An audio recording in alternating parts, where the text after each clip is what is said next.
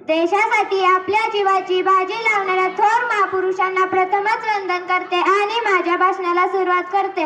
ना जातीसाठी लढले, ना धर्मासाठी लढले, ना जातीसाठी लढले, ना धर्मासाठी लढले. शूर भारतीय वीर फक्त देशासाठी लढले, देशासाठी लढले. मित्रांनो, आज आपण येथे प्रजासत्ताक दिन साजरा करण्यासाठी एकत्रित जमलो आहोत. 26 जानेवारी 1950 रोजी आपल्या भारताने राज्यघटना स्वीकारली. डॉक्टर बाबासाहेब आंबेडकरांनी ही राज्यघटना तयार केली. खरंच हा दिवस सोन्याचा म्हणावा लागेल. म्हणून म्हणते चला करूया संविधानाचा आदर, चला करूया संविधानाचा आदर. ज्याने दिला जगण्याचा शिकण्याचा अधिकार, जगण्याचा शिकण्याचा अधिकार. संविधान आहे म्हणून वेगवेगळ्या जाती धर्माचे लोक वेगवेगळ्या भाषा बोलत सुखा समाधाने राहत आहेत. विविधतेत एकता आहे आमची शान, विविधतेत एकता आहे आमची शान. म्हणूनच आमचा भारत देश मान, म्हणूनच आमचा भारत देश मान. शेवटी या तिरंगी ध्वजाला वंदन करून माझे भाषण संपवते. जय हिंद, जय भारत.